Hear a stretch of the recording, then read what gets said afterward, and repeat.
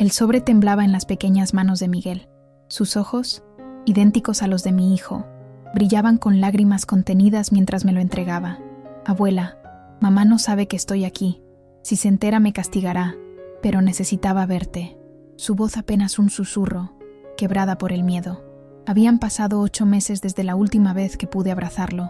8 meses desde que Daniela, mi nuera, decidió que yo ya no merecía ser parte de la vida de mi único nieto. Lo abracé con fuerza, sintiendo sus costillas bajo mi tacto. Estaba más delgado. Su cabello, antes siempre perfectamente cortado, ahora caía descuidado sobre su frente. Algo no estaba bien. En sus 10 años de vida, nunca lo había visto tan asustado. «Pasa, mi niño, pasa», susurré, mirando nerviosamente hacia la calle empedrada de mi colonia en Guanajuato. Las bugambilias rosas de mi entrada nos ocultaban parcialmente, pero sabía que los vecinos tenían ojos en todas partes. Si alguien nos veía y le contaba a Daniela, Miguel entró a mi casa con pasos tímidos, como si hubiera olvidado el camino hacia la cocina donde tantas veces había preparado con él tortillas de harina y champurrado caliente.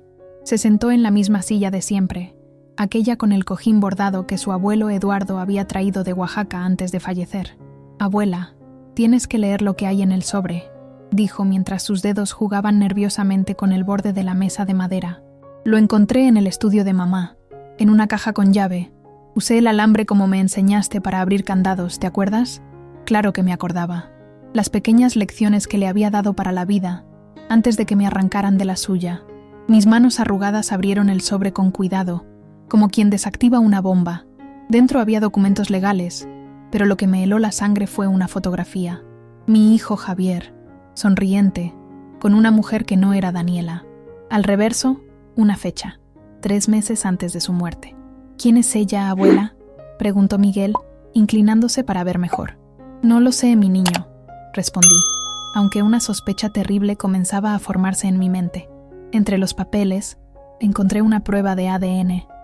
Las palabras saltaron hacia mí como cuchillos. 99.99% de probabilidad de paternidad. La habitación comenzó a dar vueltas. La fecha de nacimiento en el documento era la de Miguel, pero el nombre del padre no era el de mi hijo. «Miguel, ¿cómo llegaste hasta aquí?», pregunté con voz temblorosa. «Me escapé de la escuela. Le dije a la maestra Lupita que me dolía el estómago y me dejó ir a la enfermería, pero me salí por la puerta trasera. Tomé el camión que pasa por la Alameda, como hacíamos antes juntos. ¿Recuerdas?». Su inocencia me partió el alma. Mientras tanto, las implicaciones de los documentos en mis manos me golpeaban con la fuerza de un huracán. Mi nieto no era realmente mi nieto. ¿Mi hijo había muerto sin saber esta verdad? ¿O acaso el sonido de un carro deteniéndose frente a mi casa nos sobresaltó a ambos? Por la ventana, vi el reluciente Audi negro de Daniela. Su figura elegante emergió, su rostro una máscara de furia contenida bajo grandes lentes oscuros. Sus tacones resonaron contra el pavimento como martillazos en mi corazón. «Escóndete», le susurré urgentemente a Miguel, empujándolo hacia mi recámara. Metí los documentos bajo el mantel bordado justo cuando Daniela golpeaba mi puerta con tal fuerza que las bisagras crujieron. «¡Abre la puerta, doña Socorro! Sé que Miguel está aquí».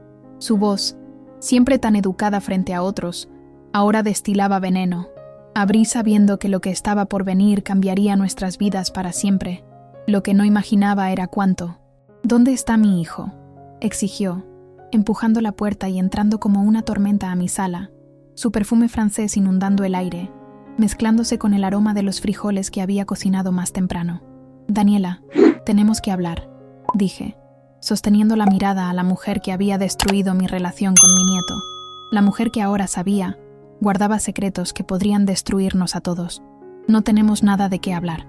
Devuélveme a Miguel ahora mismo o llamaré a la policía». Sus ojos recorrieron mi sala, deteniéndose en la esquina del sobre que asomaba bajo el mantel. En ese momento, Miguel salió de su escondite. «Mamá, yo vine solo». La abuela no sabía que vendría. Daniela se quedó inmóvil por un segundo, antes de abalanzarse sobre la mesa y arrebatar el sobre.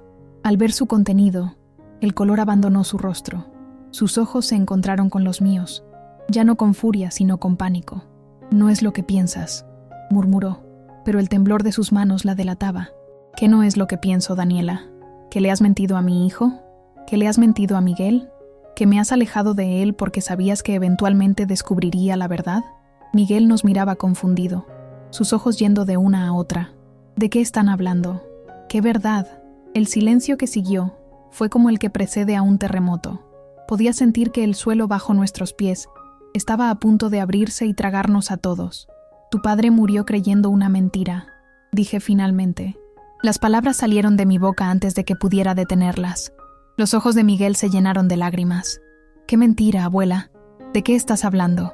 Daniela se interpuso entre nosotros. Cállate, vieja entrometida. No tienes derecho. Pero ya era tarde. Los documentos habían hablado. La verdad, como el agua, siempre encuentra su camino.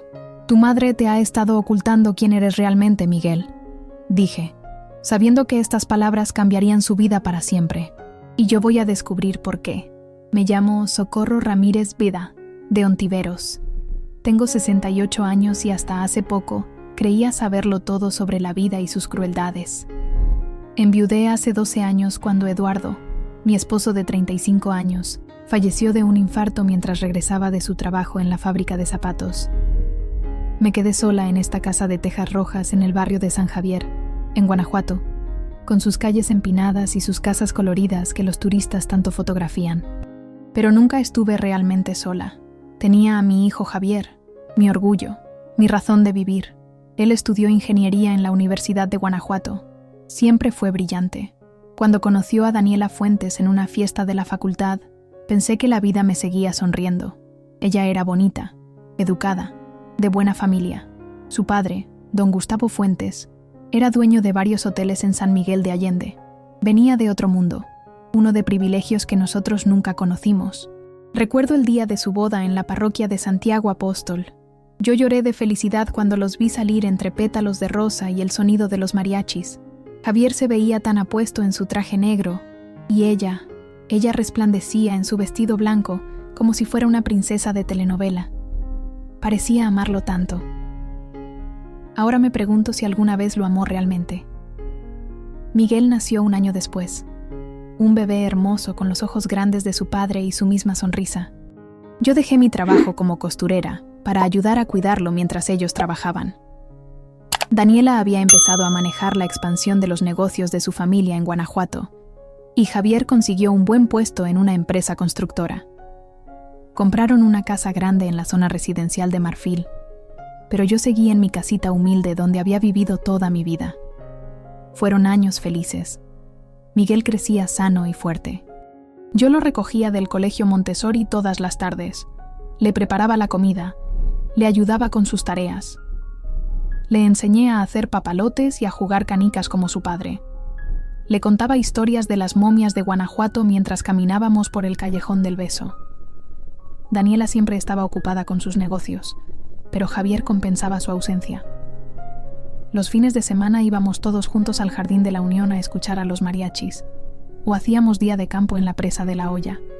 Todo cambió hace 2 años. Javier murió en un accidente en la carretera a Dolores Hidalgo. Iba manejando solo, de noche, bajo la lluvia. Su carro se salió de la carretera y cayó por un barranco. No sufrió, me dijeron. Murió instantáneamente, pero yo no les creo. Una madre sabe cuando su hijo sufre, aun cuando ya no está en este mundo. El dolor fue insoportable. Perdí a mi único hijo, el centro de mi universo. Pero tenía que ser fuerte por Miguel. Él solo tenía 8 años y había perdido a su padre. Necesitaba a su abuela más que nunca. Al principio, Daniela permitía que siguiera viendo a Miguel. Yo seguía recogiéndolo de la escuela 3 veces por semana. Lo llevaba a mi casa, le preparaba sus comidas favoritas, trataba de mantener vivo el recuerdo de su padre a través de fotos y anécdotas, pero notaba cambios en Daniela. Se volvió más fría, más distante. Empezó a cancelar nuestros días juntos con excusas cada vez más frecuentes. Miguel venía menos y menos. Luego, hace 8 meses, Daniela vino a mi casa.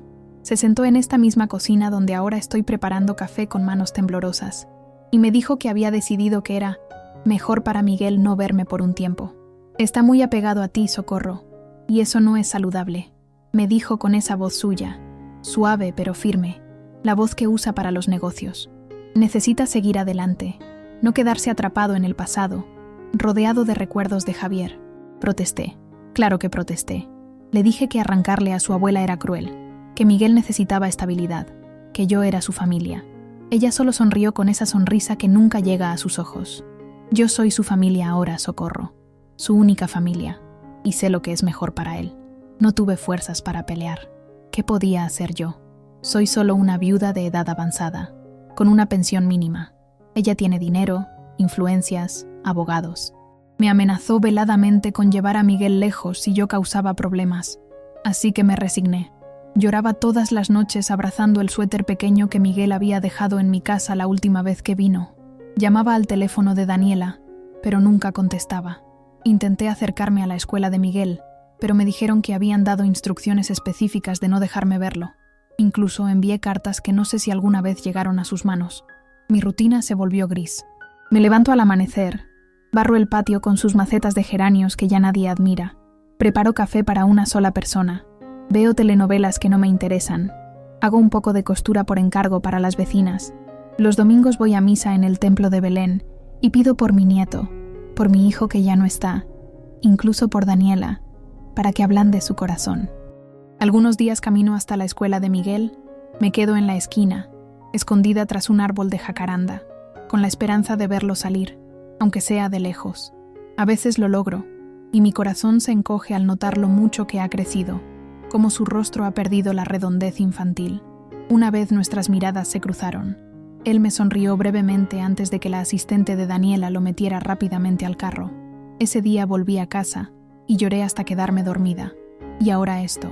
Miguel apareciendo en mi puerta como un fantasma del pasado, con un sobre lleno de secretos. Daniela frente a mí, su máscara de perfección cayéndose a pedazos. Y yo, una vieja que creía que ya no le quedaban batallas por luchar, descubriendo que la guerra apenas comienza. El café hierve en la estufa, sacándome de mis pensamientos. Miguel está en la sala, hojeando nerviosamente el libro de cuentos que solíamos leer juntos. Daniela se encerró en el baño hace 10 minutos, seguramente llamando a sus abogados, planeando cómo silenciarme. Sirvo el café en las tazas de barro que compré en Dolores Hidalgo, las mismas que usábamos en nuestras tardes de merienda. Añado canela, como le gusta a Miguel. Mientras coloco las tazas en la bandeja, mis ojos se detienen en la foto que tengo en la pared. Javier sosteniendo a Miguel recién nacido, su rostro iluminado de orgullo y amor. Tu padre te amaba tanto, susurro a la imagen. No importa lo que digan esos papeles, él era tu padre en todo lo que importa. Tomo aire y me preparo para enfrentar lo que viene. Por Miguel, por Javier, por la verdad que ha estado oculta demasiado tiempo bajo el manto de mentiras que Daniela tejió alrededor de nosotros. El silencio en mi pequeña sala se rompió cuando Daniela salió del baño. Su rostro, usualmente impecable, mostraba rastros de llanto que su costoso maquillaje no lograba ocultar. Miguel estaba sentado en el sofá, su mirada fija en el piso, sus manos apretando nerviosamente el libro de cuentos que tantas veces habíamos leído juntos. Miguel, vamos a casa, ordenó Daniela, su voz recuperando la firmeza. Tu abuela y yo hablaremos otro día. Me interpuse entre ella y mi nieto. No, Daniela, hablamos ahora. Miguel merece saber la verdad. Ella me miró con desprecio apenas contenido. ¿La verdad? ¿Qué sabes tú de la verdad, Socorro? Eres solo una vieja que no sabe quedarse en su lugar. Sus palabras me dolieron, pero ya no podían sorprenderme. En los últimos meses había visto caer la máscara de la nuera perfecta que había interpretado durante años. Miguel, dije, volteando hacia mi nieto, ¿quieres irte o quieres saber qué significan esos papeles que encontraste? Los ojos del niño se movieron de su madre a mí, el miedo y la curiosidad librando una batalla en su interior. Quiero saber, dijo finalmente, con una valentía que me recordó tanto a Javier que sentí un nudo en la garganta. Daniela se dejó caer en el sillón, derrotada momentáneamente. Bien, pero yo contaré la historia, a mi manera. Sacó un cigarrillo de su bolso, un hábito que había adquirido después de la muerte de Javier, y lo encendió sin pedirme permiso, aunque sabía que detesto el humo en mi casa. Tu padre y yo teníamos problemas, Miguel, comenzó, exhalando una nube de humo hacia mi lámpara de cristal cortado, regalo de bodas de Eduardo. Problemas que una niña no entendería. Teníamos un matrimonio normal, continué yo, con altibajos como todos, pero Javier nunca me habló de problemas serios. Daniela soltó una risa amarga. ¿Y qué te iba a decir? ¿Que su esposa lo aburría? que se sentía atrapado en una vida que no quería, que soñaba con viajar, con escapar de Guanajuato y de las responsabilidades. Miguel levantó la mirada, confundido, pero papá siempre parecía feliz. Tu padre era bueno fingiendo, respondió Daniela, dando otra calada a su cigarrillo. Nos quería a su manera, pero no era suficiente. ¿De qué estás hablando?, demandé, sintiendo que cada palabra suya era un insulto a la memoria de mi hijo. Javier adoraba a su familia. Trabajaba de sol a sol para darles lo mejor. Daniela me miró con algo cercano a la lástima. ¿De verdad lo conocías tan poco, Socorro? ¿O simplemente ves lo que quieres ver? Javier tenía una aventura. Llevaba años viéndose con otra mujer. La acusación quedó flotando en el aire como el humo de su cigarrillo. Miguel ahogó un sollozo. «Mientes», exclamé, aunque la fotografía en el sobre sugería lo contrario. Javier no era así. La mujer de la foto se llama Carmela Vega, continuó Daniela ignorándome. Una mesera del restaurante donde tu padre solía almorzar. Una don nadie. Sus palabras destilaban veneno. La forma en que dijo don nadie me recordó que, para la familia Fuentes, yo también era menos que nada. «¿Papá tenía otra familia?», preguntó Miguel con voz quebrada. «No», respondió Daniela. «Tenía una amante, y cuando yo lo descubrí, él juró terminar con ella. Me prometió que cambiaría, que seríamos una familia de verdad». Su voz se endureció. Mentía, por supuesto. Seguía viéndola a mis espaldas. Algo en su historia no encajaba. Conocía a mi hijo. No era un santo, pero tampoco el monstruo que Daniela describía. ¿Y la prueba de ADN?, pregunté directamente. ¿Por qué hay una prueba que dice que Javier no es el padre de Miguel? El rostro de Daniela se contrajo en una mueca de dolor o rabia. No pude distinguirlo. Miguel nos miraba con ojos cada vez más grandes, tratando de procesar lo que estaba escuchando. Cuando Miguel tenía 5 años, Javier comenzó a tener dudas, dijo Daniela, su voz sorprendentemente controlada. No me preguntes por qué. Tal vez Carmela le metió ideas en la cabeza. Exigió una prueba de paternidad. ¿Y salió negativa?, pregunté, sintiendo que el suelo se abría bajo mis pies. Daniela asintió lentamente. Miguel no es hijo biológico de Javier. El silencio que siguió fue tan denso que casi podía tocarse. Miguel comenzó a llorar silenciosamente, gruesas lágrimas rodando por sus mejillas. Pero él siguió siendo tu padre, mi amor, añadió Daniela, extendiendo una mano hacia Miguel, que se alejó instintivamente. Te amaba como si fueras suyo. Decidimos no decírtelo nunca. ¿Para qué confundirte? ¿Y quién es mi verdadero padre?, preguntó Miguel entre sollozos. Daniela desvió la mirada. Eso no importa. Javier era tu padre en todo lo que cuenta. Algo no encajaba. Si Javier había descubierto que Miguel no era su hijo cuando el niño tenía 5 años, ¿por qué seguía con Daniela? ¿Por qué no me lo había dicho a mí, su madre? Hay más, ¿verdad?, presioné. No nos estás contando toda la historia. Los ojos de Daniela relampaguearon con furia. No necesitas saber más. Ya has hecho suficiente daño. ¿Yo?, exclamé incrédula. Tú eres quien ha mentido, quien me ha alejado de mi nieto. «¡Él no es tu nieto!», gritó ella, perdiendo finalmente la compostura. «No tiene tu sangre. ¿No lo entiendes? No tienes ningún derecho sobre él». Sus palabras me golpearon como un puñetazo físico. Me tambaleé, agarrándome del respaldo de una silla para no caer. La sangre no es lo único que hace a una familia, dije cuando pude recuperar el aliento. Lo he criado, lo he amado. Eso me da derechos. Legalmente no, respondió ella con una sonrisa fría. Por eso te alejé de él después del funeral. No quería que descubrieras la verdad y trataras de quitármelo, usando algún tecnicismo legal o manipulándolo emocionalmente. ¿Quitártelo? Jamás haría algo así. ¿No? Siempre quisiste a Miguel para ti, siempre criticando mi forma de criarlo, metiéndote entre nosotros. La abuelita perfecta, pero yo soy su madre. Yo. Su voz se elevó hasta convertirse en un grito que hizo que Miguel se encogiera aún más en el sofá. Fue entonces cuando lo entendí.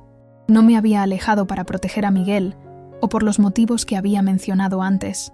Me alejó por celos, por inseguridad, porque temía que mi vínculo con Miguel fuera más fuerte que el suyo. Daniela, dije con toda la calma que pude reunir, esto no es sobre ti o sobre mí, es sobre Miguel, sobre lo que es mejor para él. No me digas qué es lo mejor para mi hijo, espetó, levantándose de golpe. «Vámonos, Miguel. Ahora». Miguel no se movió. Su pequeño cuerpo temblaba con cada sollozo. «Miguel, obedece», ordenó Daniela agarrando su bolso. «Tu abuela, Socorro, no puede hacer nada por ti. Legalmente no tiene ningún derecho. Pero la quiero», murmuró Miguel. «La extraño. Basta, no hagas esto más difícil». Daniela lo tomó del brazo con más fuerza de la necesaria. «Te lo advierto, Socorro. Si intentas algo, si tratas de contactarlo de nuevo, te demandaré. Tengo los mejores abogados de Guanajuato». Antes de que pudiera responder, Daniela arrastró a Miguel hacia la puerta. Lo último que vi fue su carita volteando hacia mí, sus ojos suplicantes, sus labios formando un «te quiero, abuela», silencioso. Y así, tan rápido como habían llegado, se fueron. El portazo resonó en mi casa vacía como un disparo. Me quedé sola, con el sabor amargo de la traición en la boca y las preguntas multiplicándose en mi mente. ¿Quién era realmente el padre de Miguel? ¿Qué más ocultaba Daniela? ¿Por qué mi hijo nunca me habló de sus dudas sobre la paternidad de Miguel? Miré el sobre que Daniela había olvidado en su prisa. Aún quedaban documentos dentro que no había revisado a fondo. Tal vez allí encontraría respuestas. Con manos temblorosas, saqué los papeles restantes. Entre ellos había una carta escrita a mano. La caligrafía me resultó dolorosamente familiar. Era de Javier, y estaba dirigida a mí. La carta temblaba entre mis manos. La fecha en el encabezado me heló la sangre. 15 de abril de 2023. 3 días antes del accidente que se llevó a mi hijo. «Querida mamá», comenzaba con su letra inclinada y apretada, esa que siempre me hizo pensar que tenía demasiadas cosas que decir y muy poco espacio para expresarlas. Me senté en mi mecedora, la misma donde lo arrullé cuando era bebé, donde le conté cuentos de La Llorona y Quetzalcóatl, donde lloré su ausencia estos últimos 2 años. Afuera, el sol de Guanajuato comenzaba a ocultarse, tiñendo mi pequeño patio de naranjas y rojos, como si el cielo mismo estuviera sangrando. Si estás leyendo esto, algo me ha pasado. Hay verdades que necesitas saber, verdades que he callado demasiado tiempo. He sido un cobarde, mamá, y lo lamento. Las lágrimas nublaron mi vista, pero continué leyendo. Cada palabra de mi hijo fallecido, un regalo y una puñalada simultáneamente. Miguel no es mi hijo biológico. Lo descubrí hace 3 años, cuando el niño tenía 5. Daniela me confesó que había tenido una breve aventura con otro hombre antes de nuestra boda. Me aseguró que fue un error, que me amaba a mí. Le creí, o quise creerle. Decidimos que seguiríamos adelante, que Miguel nunca sabría la verdad. Me detuve un momento, recordando esa época. ¿Había notado algún cambio en Javier entonces? Sí, ahora que lo pensaba. Se volvió más callado, más pensativo. Pasaba más tiempo con Miguel, casi desesperadamente, como si temiera perderlo. Pero nunca imaginé la razón. La verdad es que amo a Miguel con toda mi alma, mamá. No me importa que no lleve mi sangre. Él es mi hijo en todo lo que importa. Cada sonrisa suya, cada logro, cada abrazo, todo eso es real. Nada puede cambiar lo que siento por él. Sonreí entre lágrimas. Este era el Javier que yo conocía, mi hijo bondadoso, capaz de amar sin condiciones. Pero hay más, mamá. Y esto es lo difícil. La aventura de Daniela no fue con cualquier hombre. Fue con Gustavo, su propio padre. La carta casi se me cayó de las manos. ¿Don Gustavo Fuentes? ¿El suegro de Javier? ¿El abuelo de Miguel era también su padre? La perversión de esta revelación me revolvió el estómago. Lo descubrí hace 6 meses. Encontré viejos correos electrónicos, mensajes que confirmaban lo impensable. Confronté a Daniela. Ella lloró, me suplicó que la perdonara. Me juró que había sido manipulada por su padre, que él había abusado de su confianza. Me dijo que por eso había insistido en mudarse a Guanajuato después de nuestra boda, para alejarse de él. Recordé a don Gustavo en la boda, con su traje impecable y su sonrisa fría, entregando a su hija con un orgullo que ahora se me antojaba macabro. Siempre me pareció un hombre distante, arrogante. Ahora entendía por qué apenas visitaba a su nieto, por qué su esposa, doña Mercedes, parecía siempre tan incómoda en nuestra presencia. No sé si creerle, mamá. Parte de mí quiere pensar que fue una víctima, pero otra parte sospecha que hay algo más oscuro. He contratado a un investigador privado. Estoy reuniendo pruebas. Cuando tenga todo, planeo denunciar a Gustavo. Un monstruo así no debería quedar impune. Mi corazón latía desbocado. ¿Era esto lo que Daniela ocultaba? ¿Era por esto que me alejó de Miguel tras la muerte de Javier? ¿Para que yo no descubriera este horrible secreto familiar? Te preguntarás por qué no te he dicho nada hasta ahora. Quería protegerte, mamá. Proteger a Miguel. Pero cada día es más difícil vivir con esta mentira. Daniela y yo peleamos constantemente. Ella quiere que lo olvide todo, que sigamos como si nada hubiera pasado. No puedo. Por Miguel, por justicia, por mi propia salud mental. Las siguientes líneas estaban escritas con una letra más apresurada, como si las palabras le quemaran los dedos. Tengo miedo, mamá. No por mí, sino por Miguel. Si algo me pasa, prométeme que lo cuidarás, que lo protegerás de Gustavo, incluso de Daniela si es necesario. He dejado instrucciones con mi abogado, el licenciado Ramón Vargas. Él tiene copias de todas las pruebas. Búscalo si estás leyendo esto. La carta terminaba con una postdata que me partió el corazón. PD, perdóname por no ser el hijo que merecías, por no tener el valor de enfrentar esto contigo a mi lado. Te amo, mamá. Siempre fuiste mi roca, mi ejemplo de fortaleza. Necesito un poco de esa fortaleza ahora. Dejé caer la carta sobre mi regazo. Mi mente un torbellino de emociones y pensamientos. ¿El accidente de Javier había sido realmente un accidente? ¿O alguien, Gustavo, incluso Daniela, había querido silenciarlo permanentemente? Cerré los ojos y los recuerdos me inundaron. Javier de niño, corriendo por estas mismas calles empedradas, sus rodillas siempre raspadas, su sonrisa iluminando cada rincón de nuestra humilde casa. Javier adolescente, estudiando hasta la madrugada bajo la luz amarillenta de nuestra única lámpara, determinado a salir adelante, a ser más de lo que su padre y yo pudimos ser.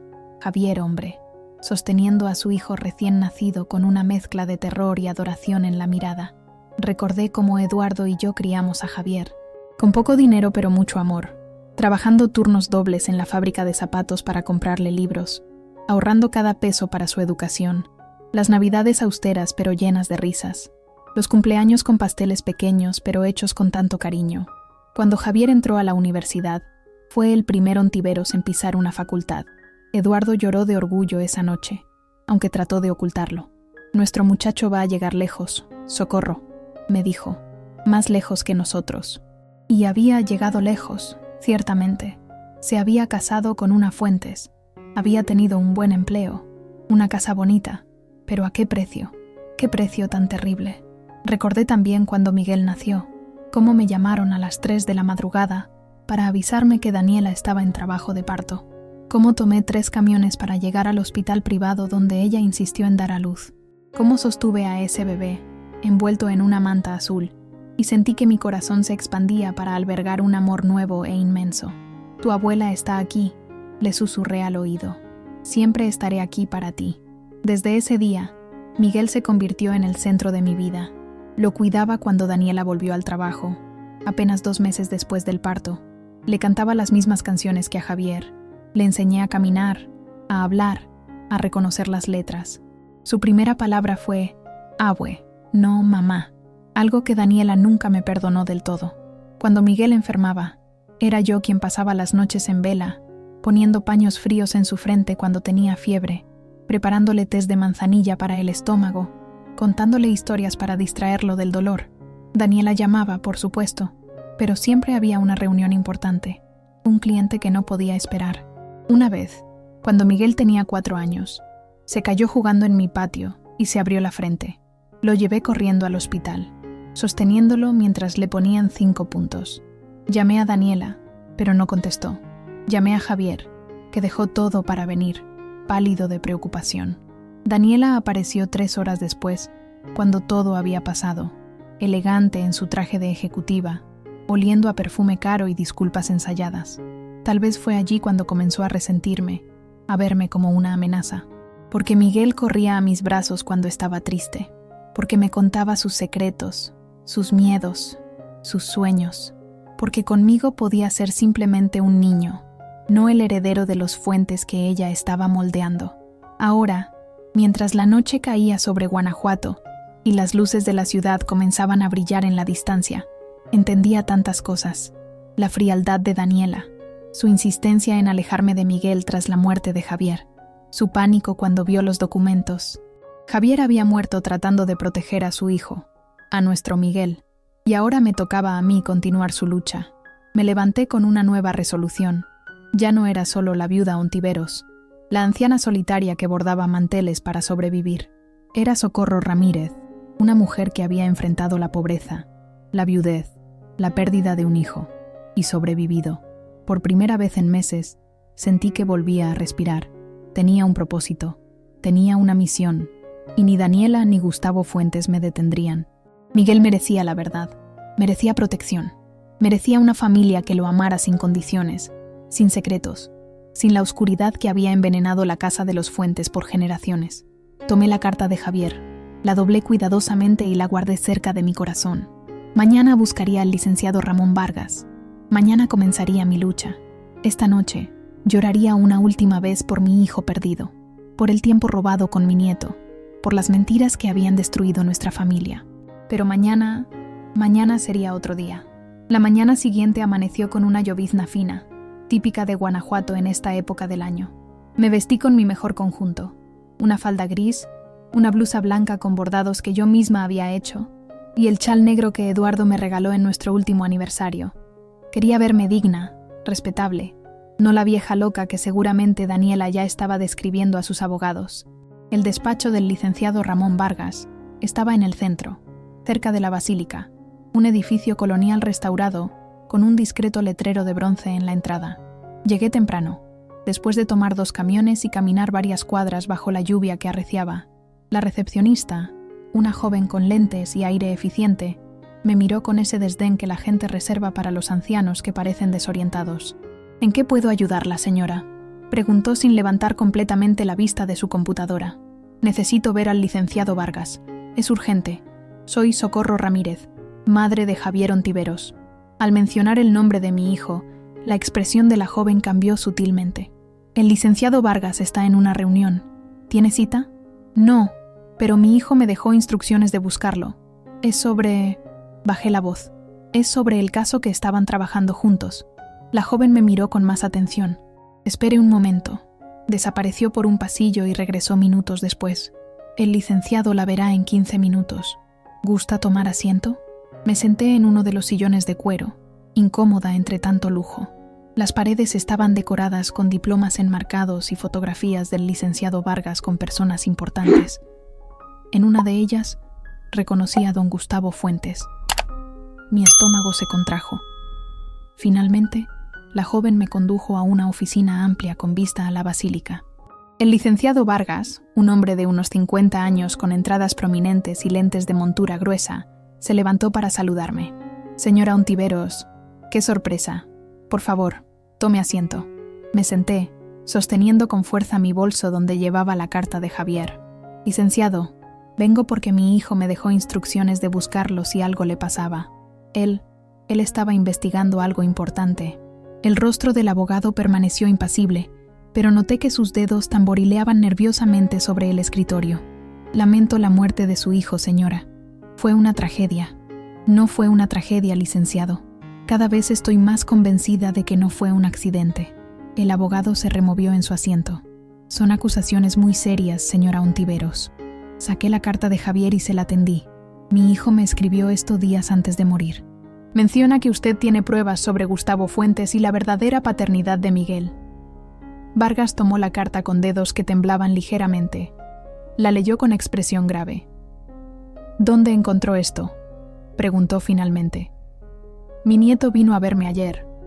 Encontró documentos que su madre ocultaba, incluida esta carta». El abogado se levantó y caminó hacia la ventana. La lluvia golpeaba con fuerza contra el cristal. «Señora Ontiveros, debo ser sincero con usted. Efectivamente, su hijo me contactó poco antes de su muerte. Me habló de sus sospechas. Me entregó algunos documentos. Estábamos preparando una denuncia. Mi corazón dio un vuelco. ¿Entonces es verdad? ¿Gustavo Fuentes abusó de su propia hija?». Vargas suspiró profundamente. Las pruebas apuntaban en esa dirección, sí. Correos electrónicos, mensajes, incluso un diario que Daniela escribió durante su adolescencia. Su hijo los encontró en una caja fuerte en su casa. ¿Y dónde están esas pruebas ahora?». El abogado volvió a su silla, evitando mi mirada. «Ya no las tengo, señora Ontiveros». «¿Cómo que no las tiene?». Mi hijo dijo que usted guardaba copias. Las tenía, admitió Vargas, pero después del accidente de su hijo recibí una visita, don Gustavo en persona. Me ofreció una compensación considerable para olvidar el asunto. El suelo pareció abrirse bajo mis pies. ¿Aceptó un soborno? Después de lo que le hizo a su hija, a mi nieto, comprenda mi posición. Se defendió débilmente. Fuentes es un hombre poderoso en Guanajuato. Tiene conexiones en el gobierno, en la policía, en los juzgados. Su hijo muerto, sin posibilidad de testificar. ¿Qué podía hacer yo? Lo correcto, exclamé, la indignación encendiendo mi voz. Hacer justicia. La justicia no siempre funciona contra hombres como Gustavo Fuentes, señora. Lo siento. Me levanté, temblando de rabia. ¿Lo siente? Mi hijo está muerto. Mi nieto vive con un monstruo cerca. ¿Y usted lo siente? Vargas extendió las manos en un gesto apaciguador. Le sugiero que olvide todo esto, señora Ontiveros. Por su propio bien. Si Fuentes descubre que usted sabe... ¿Me está amenazando? Le estoy advirtiendo. No juegue con fuego. Tomé mi bolso y me dirigí a la puerta. Antes de salir me volví hacia él. Mi hijo confiaba en usted. Creía que haría lo correcto. Qué decepcionado estaría. Salí a la calle, donde la lluvia se había convertido en tormenta. Caminé sin rumbo, empapada, las palabras de Vargas resonando en mi cabeza. Todo Guanajuato parecía conspirar para ocultar la verdad, para proteger a los poderosos. No sé cuánto tiempo vagué por las calles empinadas de la ciudad. Cuando finalmente decidí volver a casa, estaba calada hasta los huesos y tiritando. Al doblar la esquina de mi calle, vi un automóvil negro estacionado frente a mi casa. El mismo Audi de Daniela. Mi corazón se aceleró. ¿Había venido a amenazarme? ¿A negociar? Apresuré el paso, pero antes de llegar a mi portón, la puerta se abrió. No era Daniela quien salía, sino un hombre alto, de cabello entrecano y traje impecable que reconocí al instante. Gustavo Fuentes. Me detuve en seco. Él me vio y sonrió con esa sonrisa fría que siempre me había incomodado. «Socorro», dijo a modo de saludo. «Te estaba esperando». «¿Qué hace en mi casa?», pregunté, mi voz apenas un susurro. «Tenemos que hablar. Sobre Miguel. Sobre lo que sabes». Miré alrededor. La calle estaba desierta debido a la lluvia. Nadie que pudiera ayudarme si este hombre... «No tenemos nada de qué hablar», dije, tratando de sonar firme. «Váyase de mi casa». Gustavo avanzó hacia mí. Era mucho más alto, su presencia intimidante deliberadamente. Daniela me contó sobre la visita de Miguel, sobre los documentos, sobre tus acusaciones. No son acusaciones, son hechos. Sé lo que le hizo a su hija, lo que le ocultó a mi hijo, lo que le está ocultando a Miguel.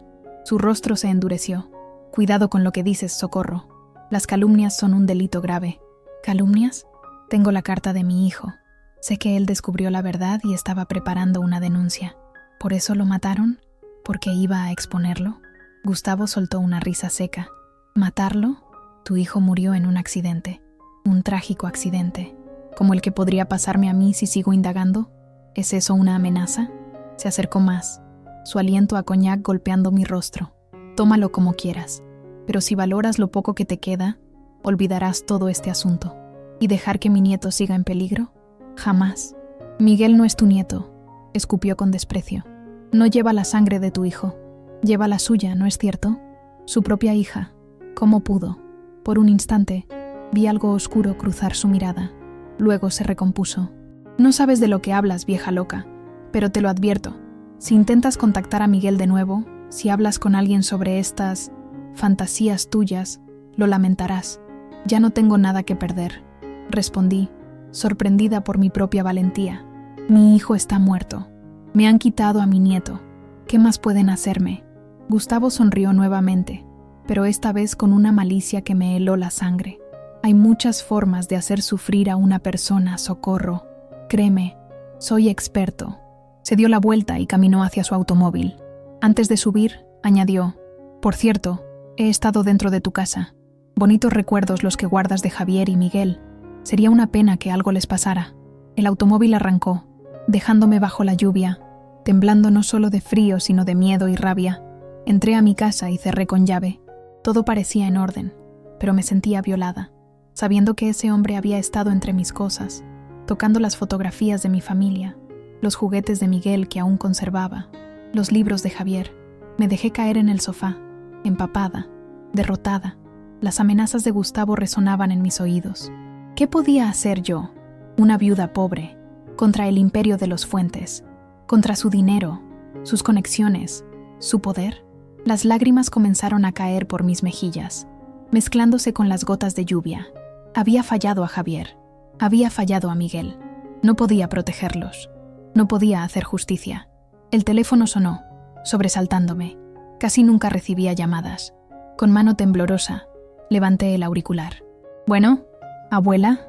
La voz de Miguel, pequeña, asustada, me llegó como un rayo de luz en la oscuridad.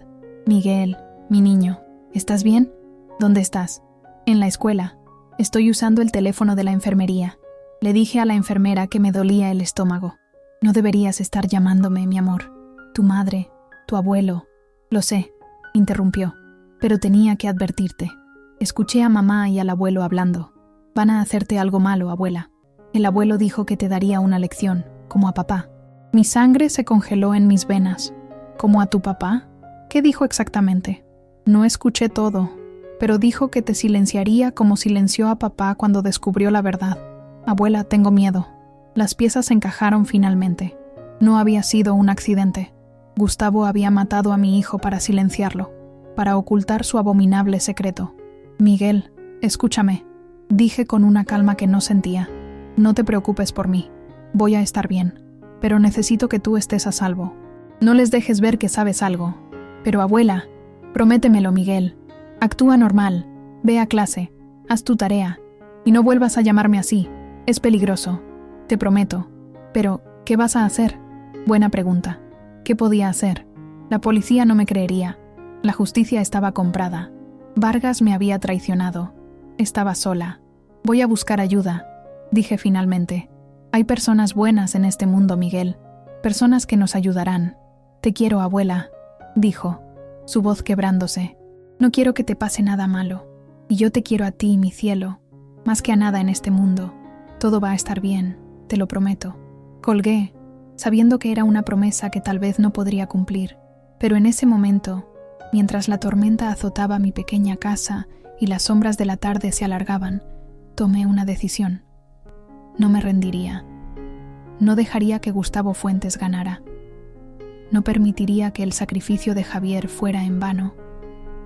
No abandonaría a Miguel a su suerte.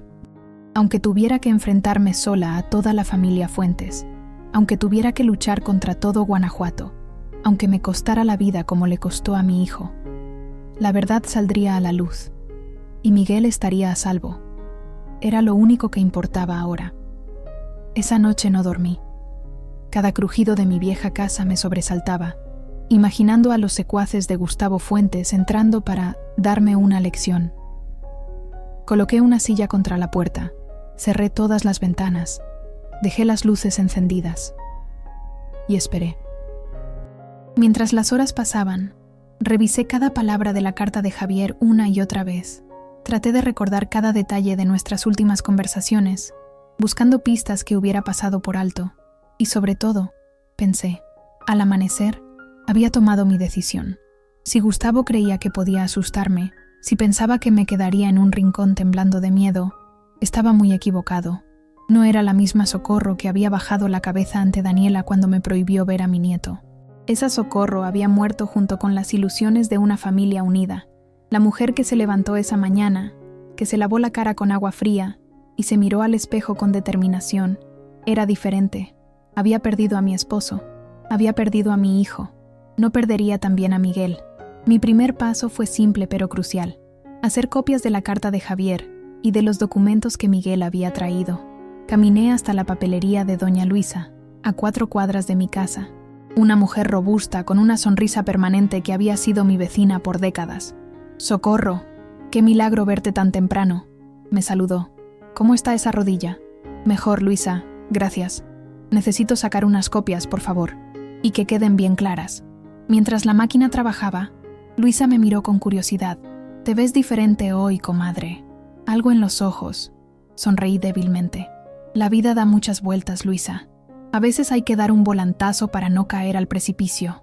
Guardé las copias en diferentes sobres y los escondí en distintos lugares de mi casa. Uno bajo una tabla suelta del piso, otro dentro de un viejo álbum de fotos, otro en el dobladillo de una cortina que yo misma había cosido. Si venían a buscar, no encontrarían todo. Mi segundo paso requería más valor. Tomé un camión hasta el periódico El Correo de Guanajuato. No era La Jornada ni El Universal, pero era respetado localmente. Y lo más importante, su dueño, don Felipe Morales, no tenía negocios con los Fuentes hasta donde yo sabía. La recepcionista, una joven con aspecto aburrido, apenas levantó la mirada de su celular. ¿En qué puedo ayudarle, señora? Necesito hablar con algún reportero. Tengo información sobre Gustavo Fuentes que podría interesarles. Al escuchar el nombre, la joven finalmente me prestó atención. ¿Qué tipo de información? Preferiría hablarlo directamente con un reportero. Después de hacerme esperar media hora, me condujeron a un pequeño cubículo donde un hombre joven, quizá de la edad que tendría Javier, tecleaba furiosamente en una computadora. Levantó la vista cuando entré, ajustándose las gafas. Soy David Aguirre, señora. Me dicen que tiene información sobre los Fuentes. Así es, dije, sentándome frente a él, sobre Gustavo Fuentes y su relación con su hija Daniela. Le conté todo, la visita de Miguel, los documentos encontrados, la carta de Javier, mi visita al licenciado Vargas, las amenazas de Gustavo. David tomaba notas rápidamente, sus ojos agrandándose a medida que la historia se desenvolvía. Estas son acusaciones muy serias, señora Ontiveros, dijo cuando terminé. Necesitaríamos pruebas sólidas para publicar algo así. Saqué una de las copias de la carta de Javier. Esto es un comienzo. Mi hijo menciona explícitamente al licenciado Vargas y las pruebas que reunieron. Si investigan, encontrarán más. David leyó la carta con expresión grave.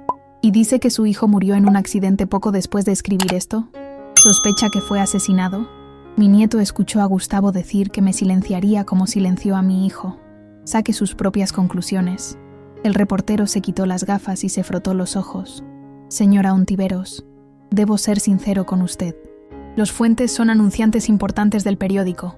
Don Felipe juega golf con Gustavo todos los domingos. No será fácil que apruebe una investigación sobre esto, mucho menos una publicación. Mi corazón se hundió, pero no me sorprendí. Era de esperar. ¿Conoce a alguien que pudiera interesarse? ¿Algún periódico nacional, quizás? David reflexionó un momento. Podría hablar con una colega en Ciudad de México. Trabaja para una revista de investigación. No tienen lazos con los Fuentes. Pero necesitaría más que esta carta. ¿Cómo qué?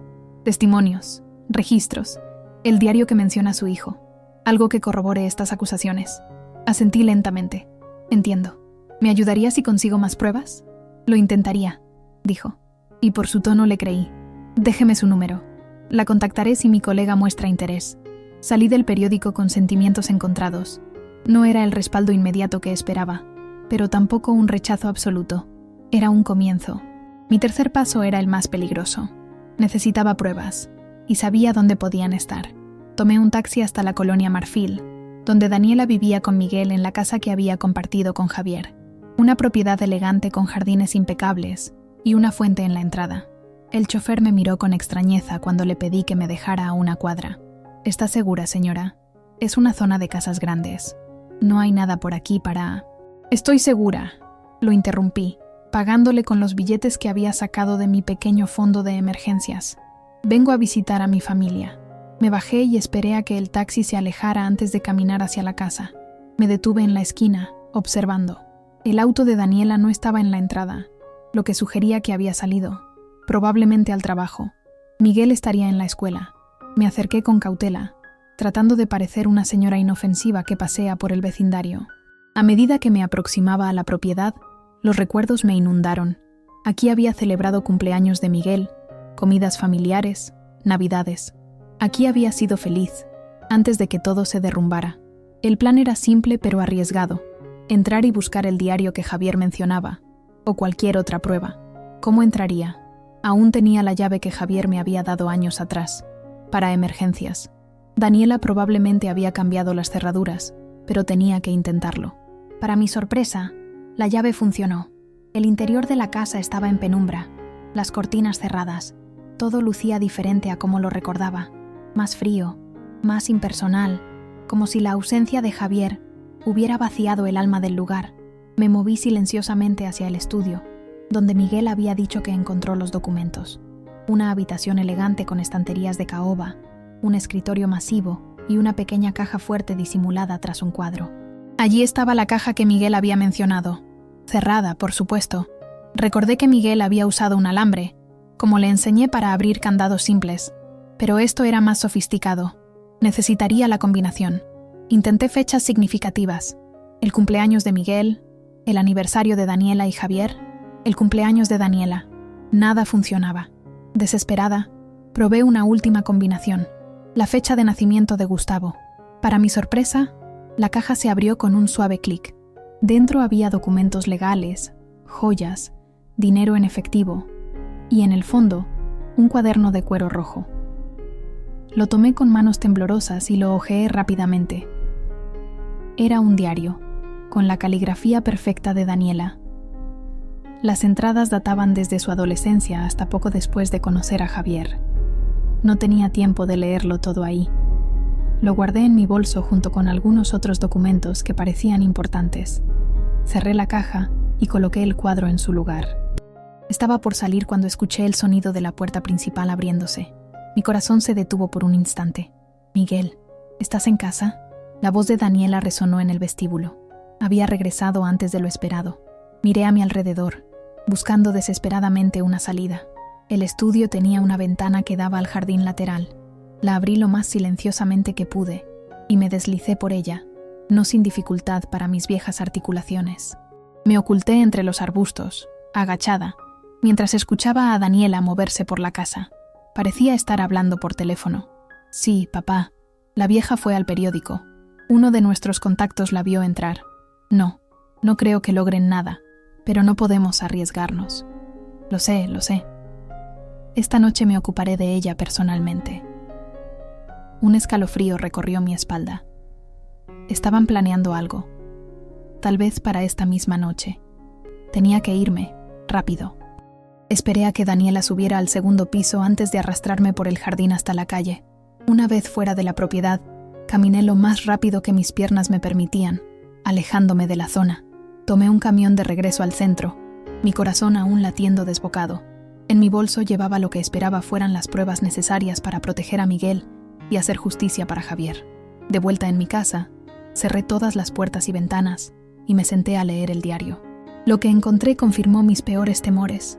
Entradas detallando el abuso de Gustavo desde que Daniela tenía 14 años, su manipulación psicológica, cómo la convenció de que era especial, diferente a las demás hijas, las amenazas cuando ella intentó resistirse, y luego, el horror final, la entrada donde describía su embarazo a los 19 años, justo antes de conocer a Javier, cómo Gustavo la había obligado a buscar a un joven decente para casarse rápidamente y ocultar la verdad.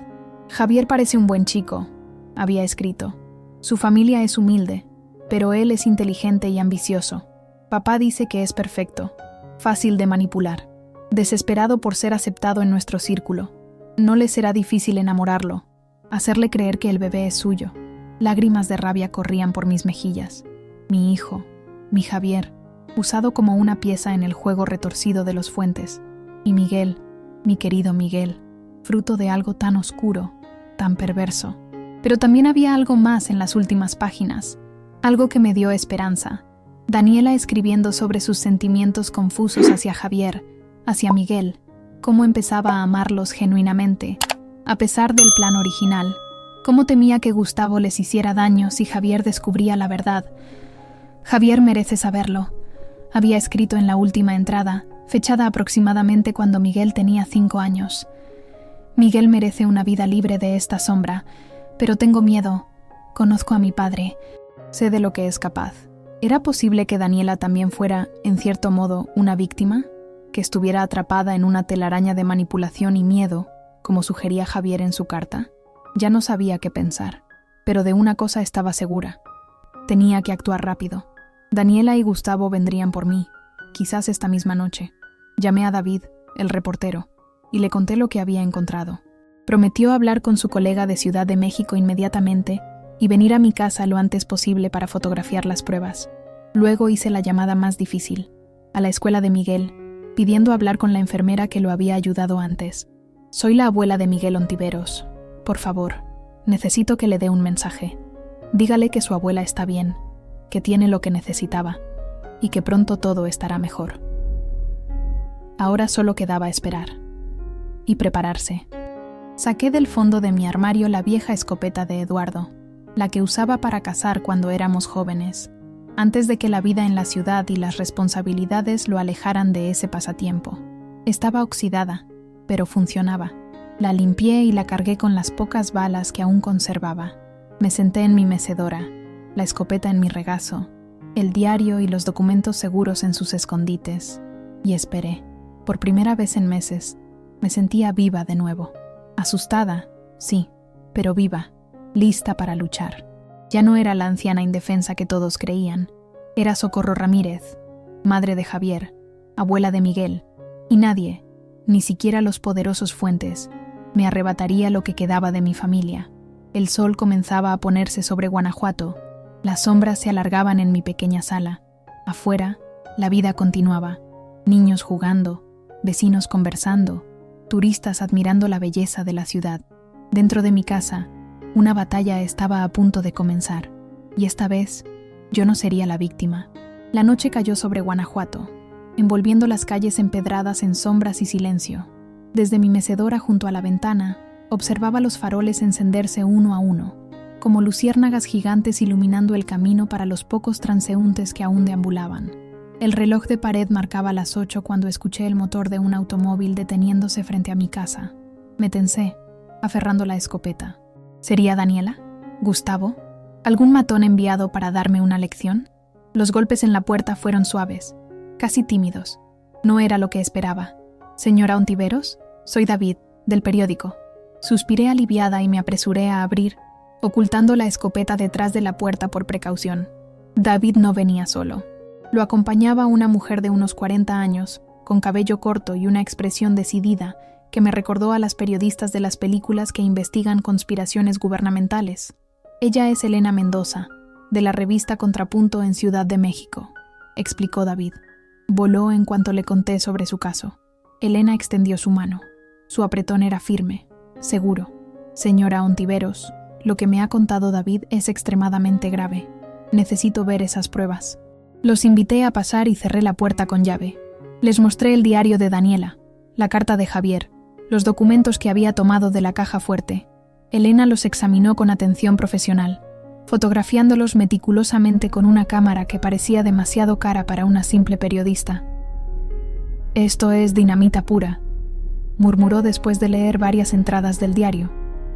«Incesto, encubrimiento, posible homicidio, y todo vinculado a una de las familias más poderosas de Guanajuato».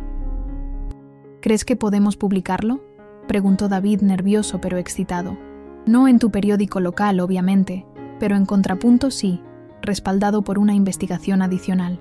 Se volvió hacia mí. «Señora Ontiveros, necesitaríamos su testimonio grabado, y sería ideal contactar a otras personas que pudieran corroborar partes de esta historia». «El licenciado Vargas...», comencé. «No», me interrumpió Elena. «Ya está comprado. Necesitamos a alguien más». Pensé un momento. La exasistente de Javier en la constructora, Raquel Jiménez. Eran cercanos, él confiaba en ella. Tal vez le contó algo. «La contactaremos», dijo Elena, anotando el nombre. «¿Alguien más? ¿Algún empleado de la casa de los Fuentes? ¿La madre de Daniela?» «Doña Mercedes vive prácticamente recluida en San Miguel de Allende», respondí. Siempre pensé que era extraño. Viene a Guanajuato solo para ocasiones especiales y nunca se queda en casa de su hija. Se hospeda en hoteles. «Interesante», murmuró Elena. «¿Cree que ella sabe? No puedo imaginar que no sospeche algo. La relación entre ella y Gustavo siempre fue tensa». «La visitaré mañana», decidió Elena. «Mientras tanto, necesitamos mantenerla a salvo, señora Ontiveros. Si escuchó a Daniela decir que se ocuparía de usted esta noche, no voy a huir», declaré firmemente. «Esta es mi casa. Aquí crié a mi hijo. Aquí tengo mis recuerdos de Miguel. Respeto su decisión», dijo Elena. «Pero al menos permítanos quedarnos con usted esta noche. David puede montar guardia mientras yo organizo la información». Antes de que pudiera responder, mi teléfono sonó. El viejo aparato negro que rara vez recibía llamadas ahora parecía cobrar vida con un timbre urgente, casi amenazador. Los tres nos miramos. Con cautela, levanté el auricular. «Bueno, socorro, soy Daniela». Su voz sonaba extraña, tensa. «Necesitamos hablar». «No tenemos nada de qué hablar, Daniela. Ya sé la verdad. Sobre tu padre. Sobre Miguel. Sobre lo que le hicieron a mi hijo». Hubo un largo silencio al otro lado de la línea. Cuando Daniela volvió a hablar, su voz era apenas un susurro. «Lo sé. Por eso te llamo. No puedo seguir así. Estoy asustada, Socorro. Él está furioso. Dice que te silenciará como a Javier». «¿Entonces admites que mataron a mi hijo?» Mi mano apretó con fuerza el auricular. Yo no sabía que planeaba hacerlo, te lo juro. Pensé que solo lo asustaría, que lo convencería de no presentar la denuncia. Cuando supe que había manipulado los frenos de su carro, se quebró en un sollozo. Elena y David intercambiaron miradas. La periodista me hizo señas para que mantuviera a Daniela hablando mientras ella grababa la conversación con su teléfono. «¿Por qué me llamas ahora, Daniela? ¿Qué quieres?» «Ayuda», respondió con voz temblorosa. «Quiero salir de esto, por Miguel. No quiero que crezca así, con estas mentiras, con ese monstruo cerca. Tengo miedo de lo que pueda hacerle cuando sea mayor, de cómo pueda manipularlo. ¿Y esperas que te crea? Después de todo lo que has hecho, después de alejarme de Miguel, te alejé para protegerte», interrumpió. «Sabía que eventualmente notarías cosas, que harías preguntas. Mi padre, él no tiene límites, Socorro. Ya viste lo que le hizo a Javier. No sabía si creerle». Después de leer su diario, entendía mejor la complejidad de su situación, el abuso que había sufrido, pero también había visto su frialdad, su capacidad para mentir. «¿Qué propones entonces?» «Tengo pruebas, más de las que te llevaste hoy de mi casa». No me sorprendió que supiera sobre mi visita.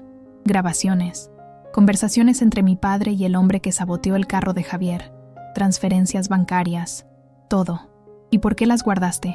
«Seguro de vida», respondió con amargura. «Sabía que algún día las necesitaría. Ese día ha llegado. Él sospecha que tengo algo. Ha empezado a amenazarme a mí también. ¿Dónde está Miguel ahora?» «Con mi padre». Su voz se quebró nuevamente. Insistió en llevarlo a cenar. Nunca lo había hecho antes. Creo que es una forma de controlarme, de recordarme lo que puede perder. El pánico me invadió.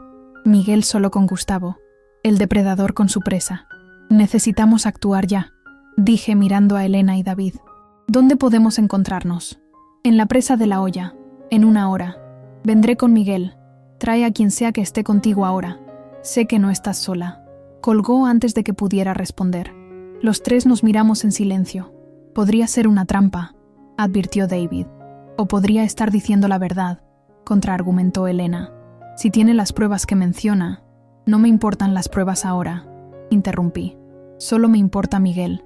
Si está con ese hombre, iremos con usted», decidió Elena.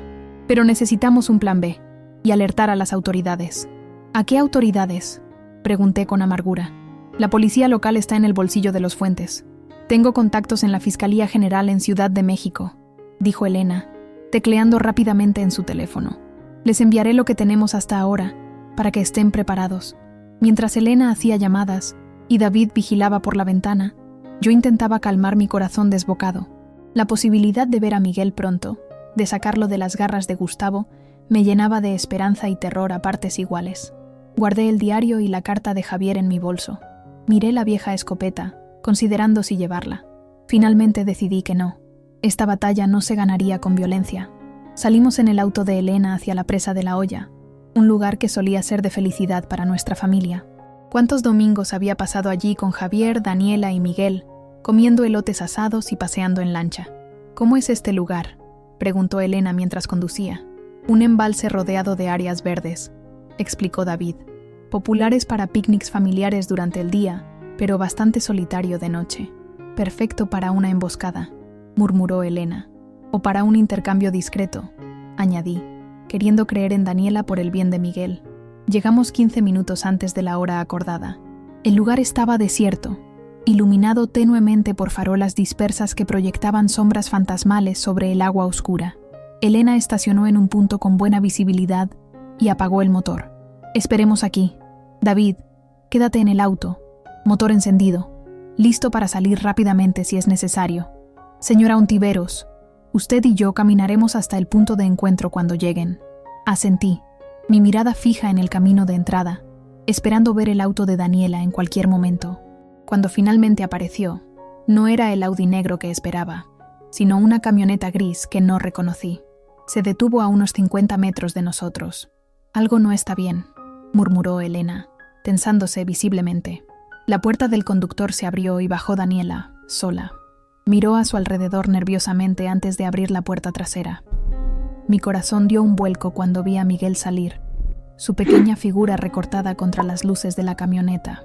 «¡Miguel!», grité, incapaz de contenerme, comenzando a caminar hacia ellos. Elena me sujetó del brazo. «Espere, deje que se acerquen ellos». Daniela y Miguel caminaron hacia nosotros lentamente. Ella llevaba una mochila grande y sostenía firmemente la mano de mi nieto. A medida que se acercaban, pude ver que Miguel había estado llorando. Sus ojos, tan parecidos a los de Javier, estaban enrojecidos e hinchados. Cuando finalmente estuvieron frente a nosotros, Miguel se soltó de la mano de su madre y corrió hacia mí. Lo abracé con todas mis fuerzas, inhalando su aroma familiar, sintiendo su pequeño cuerpo temblar contra el mío. «Abuela», susurró, su voz quebrada por el llanto contenido. Tenía tanto miedo. «Estoy aquí, mi niño. Estoy aquí», murmuré, acariciando su cabello.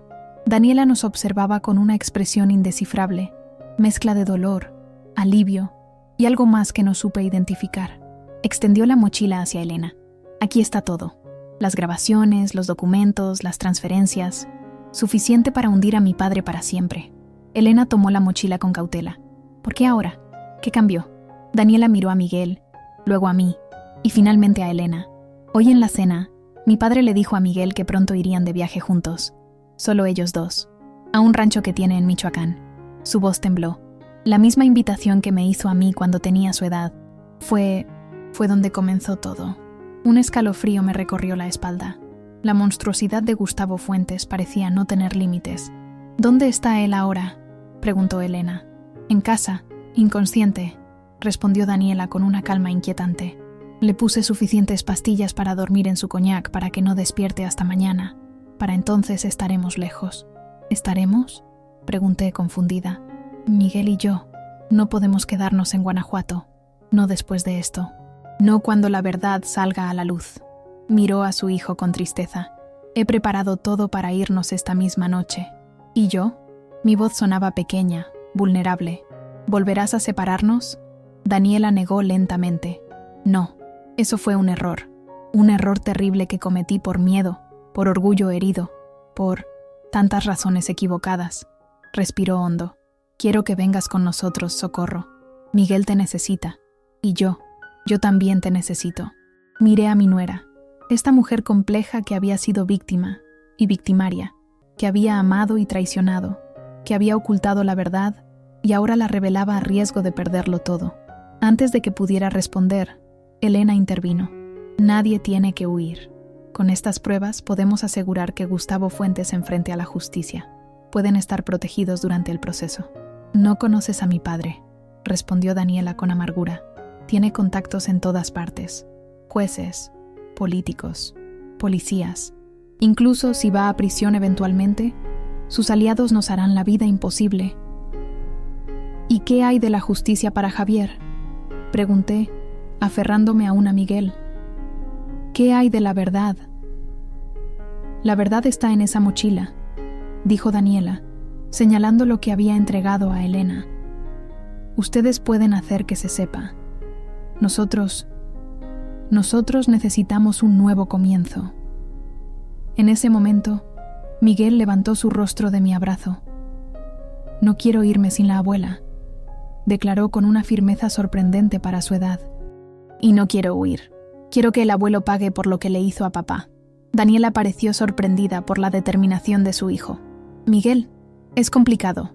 «No, no lo es», interrumpió el niño. «El abuelo es malo. Hizo cosas malas. La gente mala debe ser castigada. Eso es lo que papá siempre decía. Sonreía a través de las lágrimas. Este niño tenía la misma brújula moral que su padre, el hombre que lo había criado y amado como suyo, sin importar la sangre. Tiene razón, dije mirando a Daniela. Huir no resolverá nada. El miedo solo le dará más poder a Gustavo. Además, añadió Elena, no están solas. Mi revista respaldará esta historia hasta el final. Tengo contactos en la Fiscalía General que pueden garantizar protección federal, fuera del alcance de las influencias locales de los Fuentes. Daniela dudó, visiblemente dividida entre el instinto de huir y la posibilidad de enfrentar finalmente la verdad. No sé si tengo la fuerza, confesó finalmente, su voz apenas audible. La tienes, respondí, extendiendo mi mano libre hacia ella. La has tenido siempre.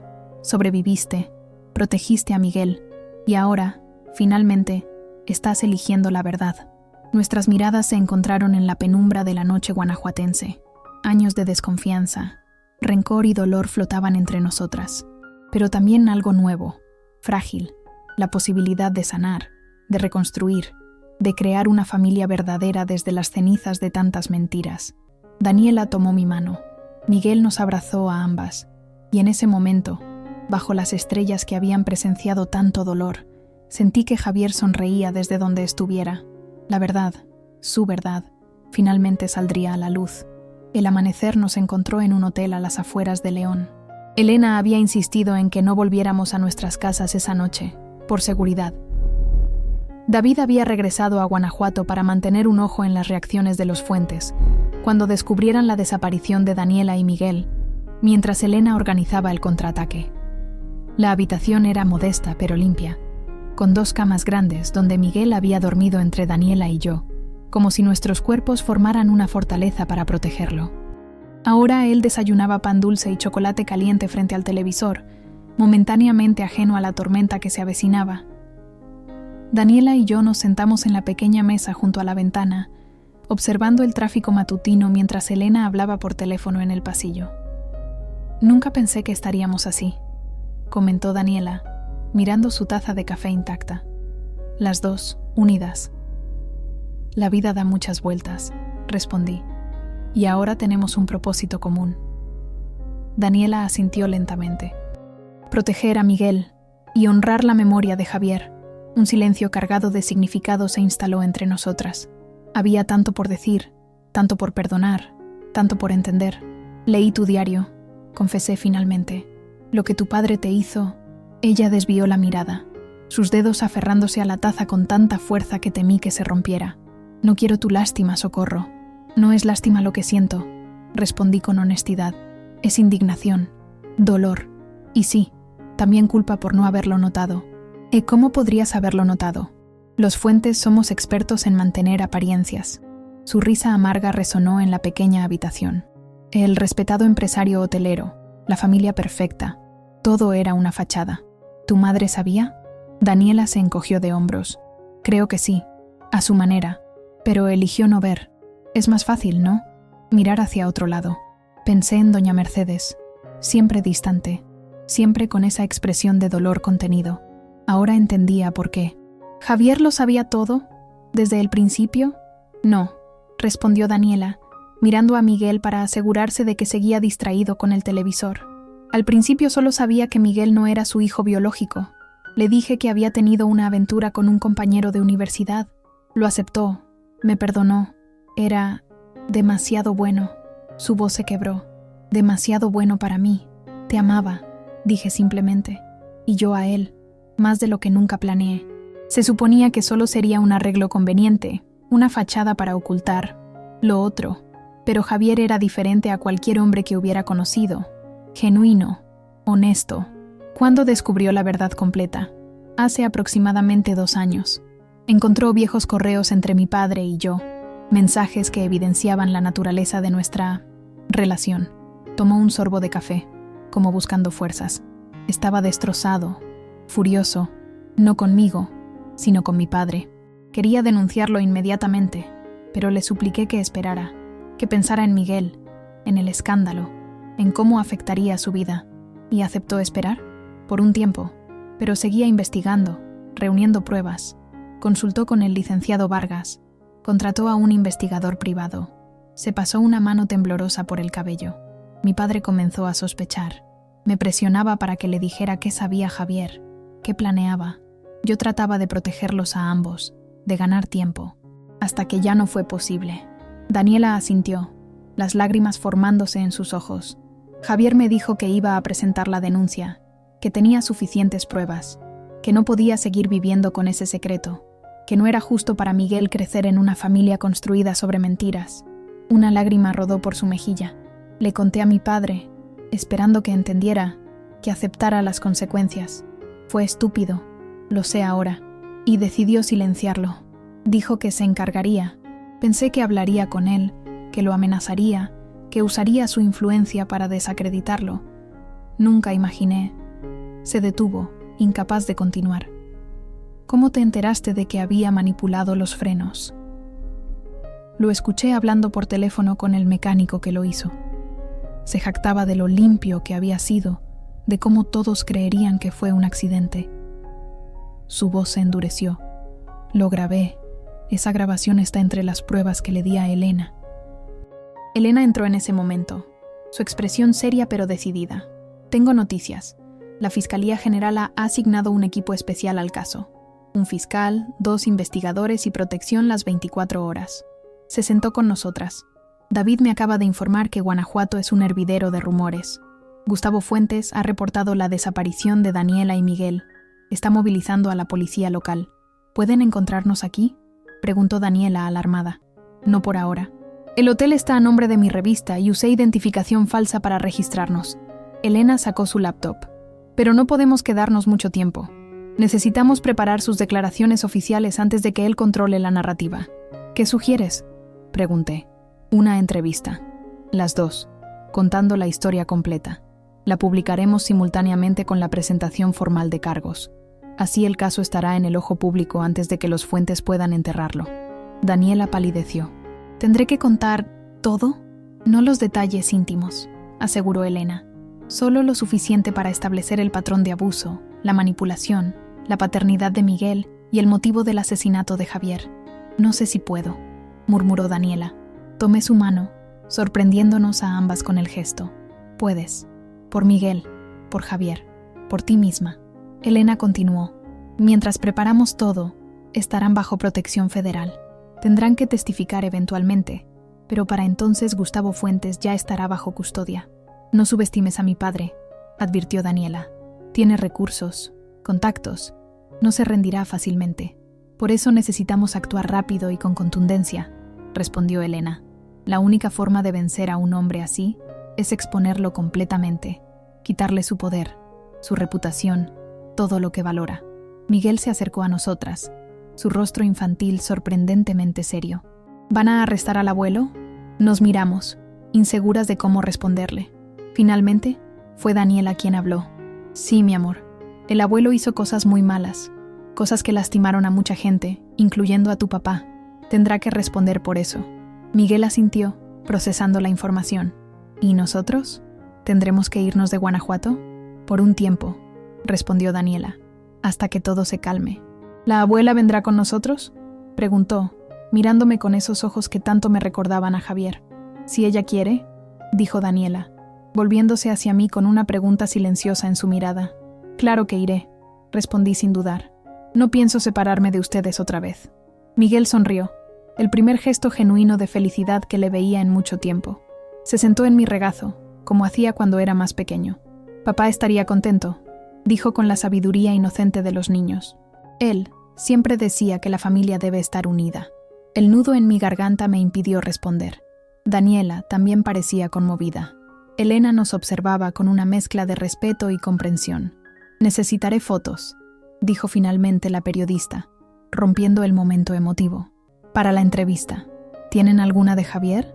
¿De los 3 juntos? Daniela asintió. En mi teléfono tengo varias. Y en la mochila traje algunos álbumes. Perfecto. También necesitaremos establecer una línea de tiempo clara. Desde el inicio del abuso hasta el asesinato de Javier. Pasamos las siguientes horas construyendo meticulosamente el caso contra Gustavo Fuentes. Daniela revivió momentos dolorosos de su pasado, recordando fechas, incidentes, patrones de comportamiento. Yo aporté mis observaciones sobre Javier, los cambios que noté en él en los meses previos a su muerte, las conversaciones que tuvimos. Elena tomaba notas, grababa, organizaba la información. Ocasionalmente recibía llamadas del fiscal asignado al caso o de David, quien seguía monitoreando la situación en Guanajuato. Gustavo está moviendo influencias, nos informó después de una de estas llamadas. Ha contactado al gobernador, a varios jueces. Está tratando de presentar esto como un caso de mujer inestable que secuestra a su hijo influenciada por su suegra resentida. Típico de él, comentó Daniela con amargura, siempre manipulando la narrativa. Por eso necesitamos que tus declaraciones sean impecables, insistió Elena, sin contradicciones, sin vacilaciones, cada afirmación respaldada por evidencia concreta. A medida que avanzaba el día, sentí que una extraña calma me invadía. Después de 2 años de dolor e incertidumbre, finalmente avanzábamos hacia la justicia. La verdad, por terrible que fuera, estaba saliendo a la luz. Al atardecer, un equipo de la Fiscalía General llegó al hotel. 2 agentes que se identificaron como parte de la Unidad de Protección a Testigos y un hombre de traje que se presentó como el fiscal Alejandro Montero. Señora Ontiveros, señora Fuentes, nos saludó formalmente. Hemos revisado las pruebas preliminares proporcionadas por la señorita Mendoza. Son suficientes para iniciar un caso federal contra Gustavo Fuentes por múltiples delitos, incluyendo homicidio calificado, abuso sexual, incesto y obstrucción de la justicia. ¿Qué sigue ahora?, preguntó Daniela. Necesitaremos sus declaraciones oficiales. Después serán trasladadas a un lugar seguro mientras ejecutamos la orden de aprehensión contra su padre. ¿Cuándo será eso?, pregunté. Mañana al amanecer. Queremos el elemento sorpresa. El fiscal nos miró con seriedad. Deben entender que este será un proceso largo y difícil. El señor Fuentes tiene recursos para una defensa agresiva. Habrá intentos de desacreditarlas, de cuestionar sus motivos. Estamos preparadas, respondí, aunque un escalofrío me recorrió la espalda. Hay algo más que deben saber, añadió el fiscal. Hemos puesto bajo vigilancia al licenciado Ramón Vargas. Creemos que podría tener información adicional sobre el caso. Daniela asintió. Era el abogado de Javier. Tiene que saber más de lo que me dijo. También hemos contactado a doña Mercedes, continuó el fiscal. Su testimonio podría ser crucial.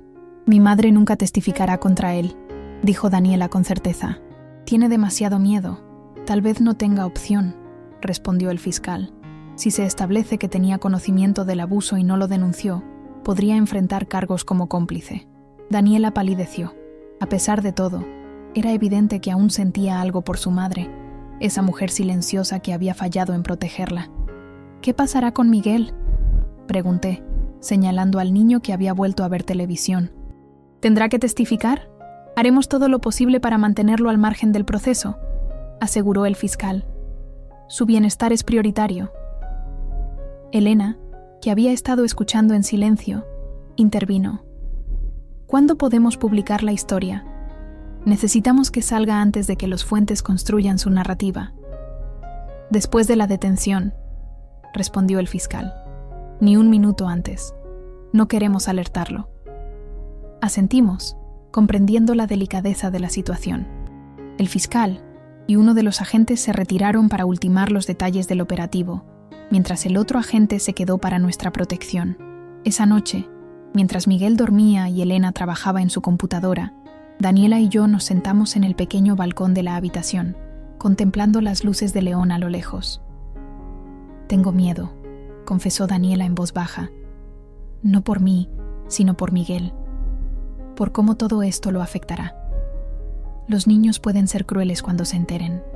Es fuerte, respondí, recordando al niño que había tenido el valor de buscarme, de enfrentarse a la verdad, como su padre, como tú, aunque no lo creas. ¿Cómo puedes decir eso? Después de todo lo que hice, de cómo te traté, eras víctima y victimaria a la vez, Daniela, atrapada en una red que no creaste. Sí, cometiste errores, decisiones terribles, pero también amaste a Javier, amaste a Miguel, y ahora estás haciendo lo correcto, a pesar del miedo. Nos quedamos en silencio por un momento, cada una perdida en sus pensamientos. Si pudiera volver atrás, comenzó Daniela. No podemos, la interrumpí suavemente. Solo podemos ir hacia adelante, construir algo nuevo desde las cenizas. Asintió, una lágrima silenciosa rodando por su mejilla. Gracias, Socorro, por estar aquí, por Miguel, por entender, de algún modo. Somos familia, respondí, sorprendiéndome a mí misma con la verdad de esas palabras. Una familia rota, herida, pero familia al fin. Y las familias se mantienen unidas en los momentos difíciles.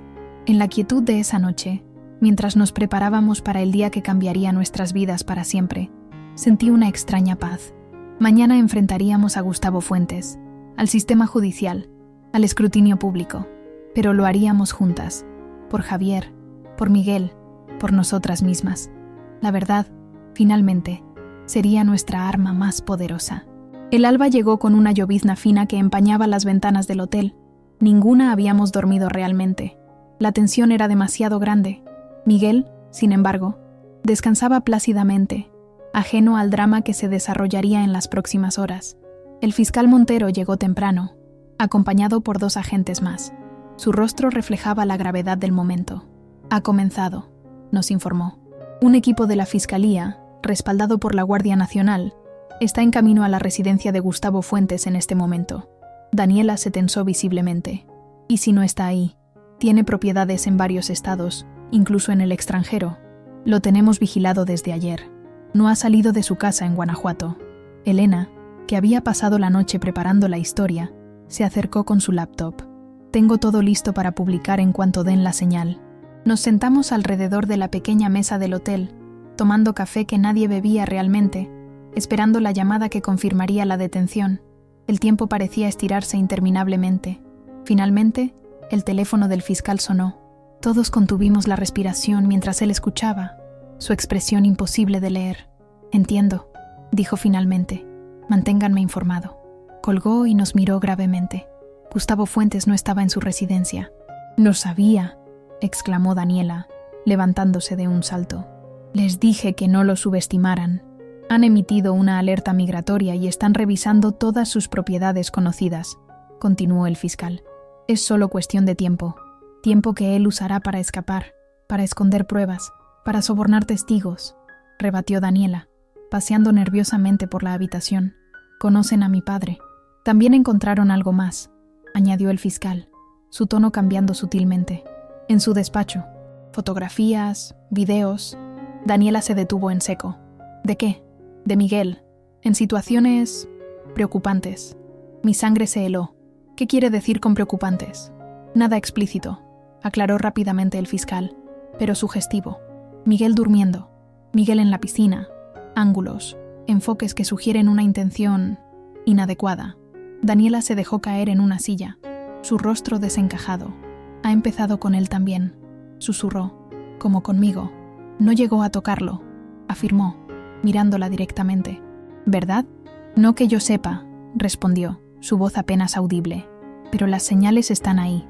El interés especial, los regalos, la insistencia en pasar tiempo a solas con él». El fiscal asintió gravemente. «Estas evidencias fortalecen nuestro caso. Sugieren un patrón de comportamiento predatorio intergeneracional». Elena, que había estado escuchando atentamente, intervino. «Esto cambia nuestra estrategia mediática. Ya no podemos esperar a que lo capturen. Necesitamos publicar ahora, crear presión pública para que no pueda esconderse en ningún sitio». El fiscal pareció considerar la idea. Podría funcionar. La opinión pública puede ser una herramienta poderosa en estos casos. «Entonces hagámoslo», decidí, sintiendo una determinación feroz crecer dentro de mí. «Que todo México sepa quién es realmente Gustavo Fuentes». El fiscal dio su aprobación, y Elena comenzó a trabajar frenéticamente, enviando la historia a su revista y contactando a otros medios nacionales. En cuestión de 1 hora, la noticia explotó. Magnate hotelero acusado de incesto, abuso y asesinato. Exclusiva entrevista con las víctimas. Nuestras fotografías, junto con la de Javier y fragmentos cuidadosamente seleccionados del diario de Daniela, aparecieron en portales de noticias, redes sociales y noticieros. La historia perfectamente construida por Elena presentaba los hechos de manera impactante pero rigurosa, respaldada por las pruebas que habíamos proporcionado. Miguel se despertó en medio del torbellino mediático, con toda la delicadeza posible. Daniela le explicó lo que estaba sucediendo. adaptando la verdad a lo que un niño de su edad podía comprender. Le aseguramos que estaba a salvo, que pronto todo esto terminaría, que estaríamos juntos pase lo que pase. ¿El abuelo irá a la cárcel?, preguntó con esa desconcertante franqueza infantil. Sí, mi amor, respondió Daniela, por lo que le hizo a papá y por otras cosas muy malas. Miguel asintió, procesando la información. ¿Y nosotros? ¿Somos los buenos o los malos en esta historia? La pregunta nos dejó sin aliento. Fue Daniela quien encontró las palabras. Somos personas que han sufrido mucho, Miguel, que han cometido errores, pero que ahora están tratando de hacer lo correcto. Pareció satisfecho con la respuesta y volvió a sus dibujos animados, mientras el mundo exterior se convulsionaba con la noticia. Las reacciones no se hicieron esperar. Los teléfonos no dejaban de sonar con llamadas de periodistas buscando declaraciones adicionales. Las redes sociales ardían con opiniones, debates éticos, manifestaciones de apoyo y también, inevitablemente, comentarios crueles y juicios apresurados. A media mañana, el fiscal recibió otra llamada. Su expresión se iluminó brevemente. «Lo encontraron», anunció. Estaba en un hangar privado en Querétaro, intentando abordar un avión hacia Guatemala. Un suspiro colectivo de alivio recorrió la habitación. ¿Lo detuvieron?, preguntó Daniela, aferrándose al brazo del sillón donde estaba sentada. Sí, está bajo custodia federal. El juez ha negado la posibilidad de fianza, dada la gravedad de los cargos y el riesgo de fuga.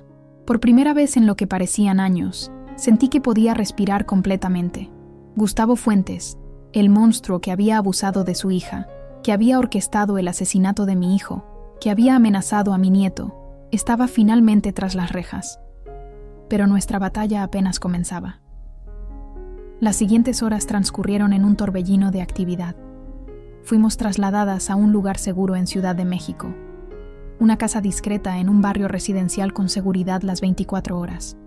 Los agentes nos ayudaron a instalarnos, mientras el fiscal coordinaba los siguientes pasos legales. Elena se quedó con nosotras, actuando como enlace con los medios y filtro de la avalancha de solicitudes de entrevistas que llegaban. David nos mantenía informadas sobre la situación en Guanajuato, donde la noticia había caído como una bomba en la sociedad local. La gente está conmocionada, nos contó por teléfono. Nadie puede creer que el respetable don Gustavo fuera capaz de tales atrocidades. Algunos de sus aliados están tratando de desacreditar la historia, por supuesto, pero la evidencia es demasiado contundente.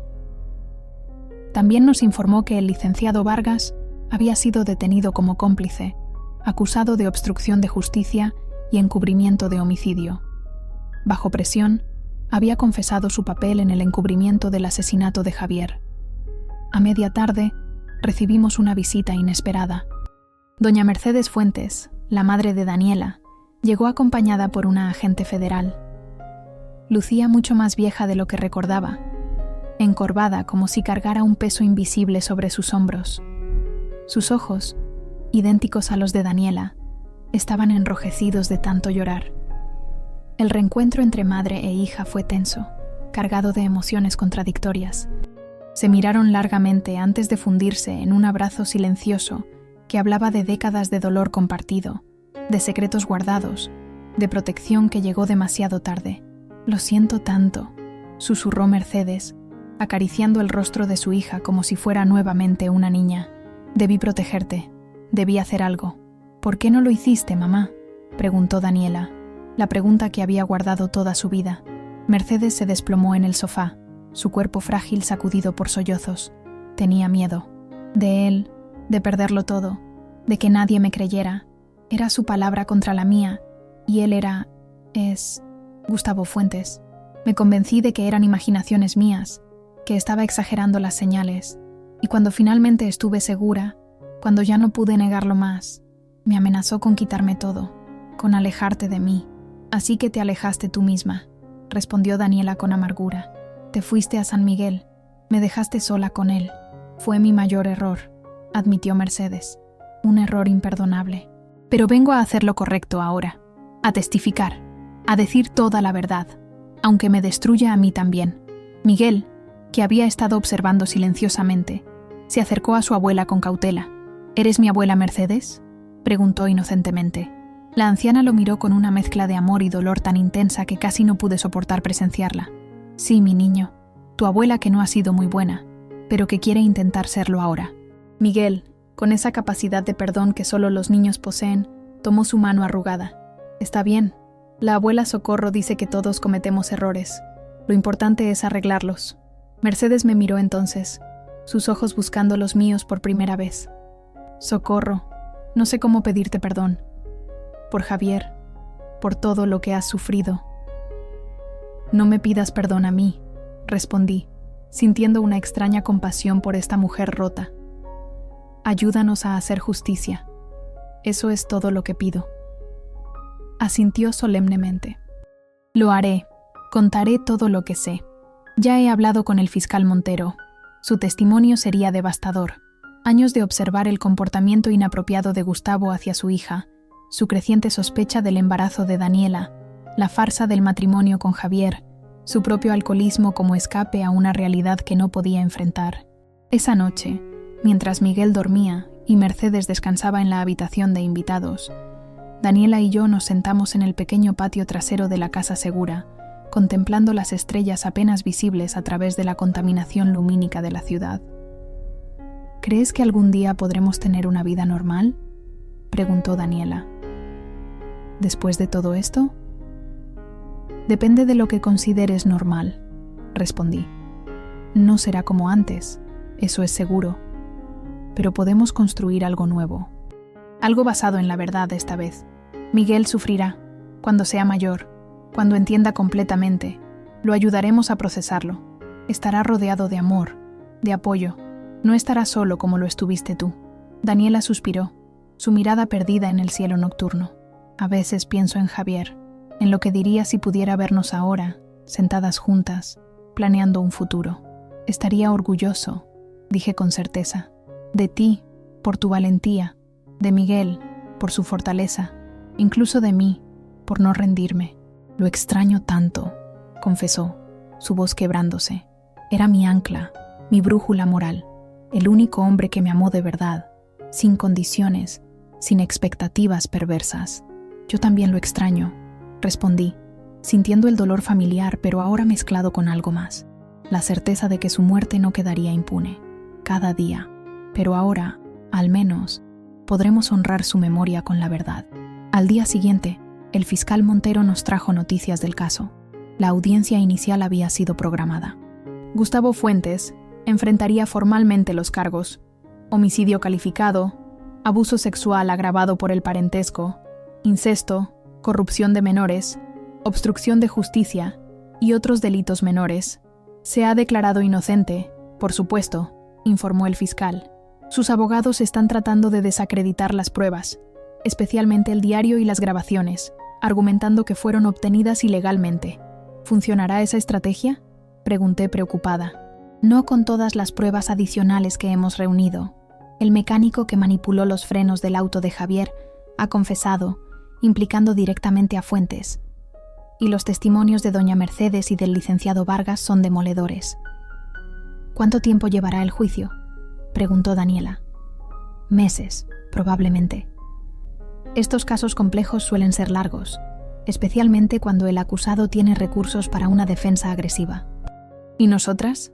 Miguel, mi preocupación principal seguía siendo proteger al niño del trauma de un juicio prolongado. Permanecerán bajo protección todo el tiempo necesario, y haremos lo posible para limitar la exposición mediática de Miguel. La noticia del arresto de Gustavo Fuentes había generado un terremoto social en México. Los medios no hablaban de otra cosa. Su caída arrastraba a otros nombres poderosos: socios, políticos, funcionarios que habían hecho la vista gorda ante sus actividades. La historia trascendía el drama familiar para convertirse en un símbolo de la impunidad de los poderosos y las estructuras que la sostenían. Las redes de apoyo comenzaron a manifestarse también. Organizaciones contra el abuso infantil, grupos feministas, colectivos de víctimas nos ofrecían su respaldo. Recibíamos cartas y mensajes de otras personas que habían sufrido abusos similares, inspiradas a hablar por nuestra valentía. Una semana después del arresto de Gustavo, recibimos una visita que cambiaría el curso del caso. Carmela Vega, la mujer de la fotografía que Miguel había encontrado, la supuesta amante de Javier, se presentó en nuestra casa segura tras contactar con el fiscal Montero. Era una mujer sencilla, de unos 40 años, con una belleza natural que no necesitaba artificios. Nos miró a Daniela y a mí con nerviosismo evidente. Nunca fui amante de Javier, fue lo primero que dijo.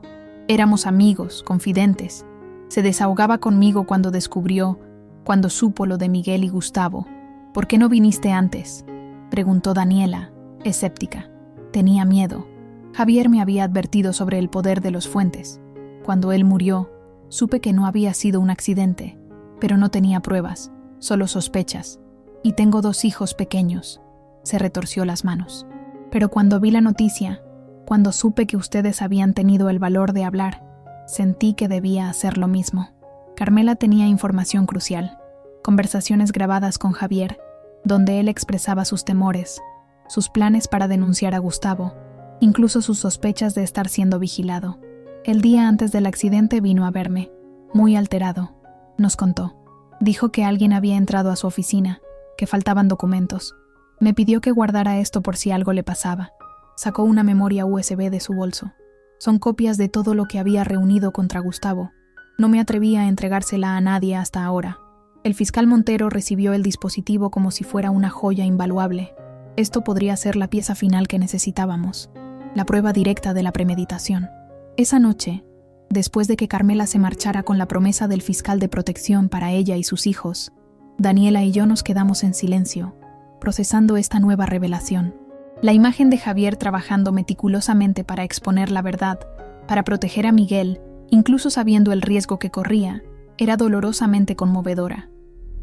Era más valiente de lo que pensaba, comentó Daniela finalmente. Siempre lo fue, respondí.